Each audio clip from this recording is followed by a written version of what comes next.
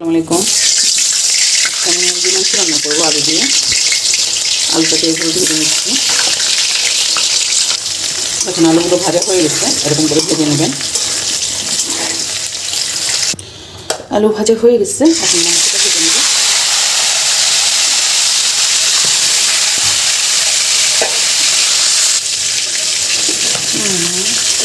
এভাবে সুন্দর করে ভেজে নেবেন।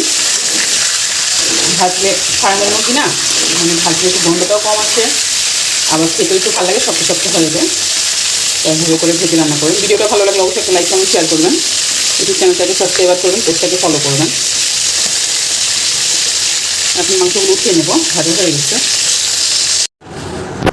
এখন দিয়ে দেবো গরম মশলা, লং, তেজপাতা, এলাচ সব কিছু দিয়ে ওই তেলের মধ্যেই, যে তেলে আমি মাংস ভেজেছি, আলু ভেজেছি, ওটার মধ্যেই বসিয়ে দিয়েছি। এখন এটাকে একটু ই করে নেব। দিয়ে দেবো পেঁয়াজ, দিয়ে দিচ্ছি লবণ। পেঁয়াজটা ভাজা হয়ে গেছে লাল লাল। এখন আদা রসুন বাটা দিয়ে দেবেন পরিমাণ মতো। আমি মাংসতে আলুতে দিয়েছিলাম, তাই এখন আন্দাজ করে ঝোলের জন্য দিয়ে দেবো একটু পানি, 1 চামচ হলুদের গুঁড়া, 1 চামচ মরিচের গুঁড়া, ধনিয়া ফাঁকি, জিরা ফাঁকি। তরকারিটাকে ভালো করে মশলাটা কষিয়ে নেবেন। আর একটু পানি দিয়ে দিচ্ছি।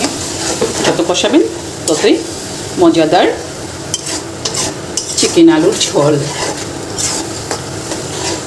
মশলাটা কষানো হয়ে গেছে, এখন দিয়ে দেবো আলু মাংস, যেটা আমি আগে ভেজে রেখেছিলাম। এটাকে দিয়ে এটা করে ভালো করে একটু কষিয়ে নেবেন। দিয়ে দেবো একটু পানি।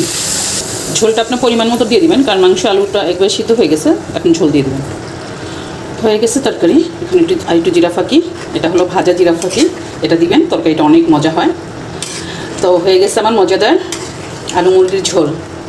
আলু দিয়ে মুরগি দিয়ে এতটুকু ঝোল, এটা নামিয়ে রাখলে আলু টেনে যাবে। তো আজকে রান্না শেষ করছি। অবশ্যই একটা লাইক কমেন্ট শেয়ার করবেন। আর এরকম সহজ সহজ মজাদার রেসিপি আবার নতুন করে নিয়ে আসবো। আল্লাহ হাফেজ, শেষ করছি।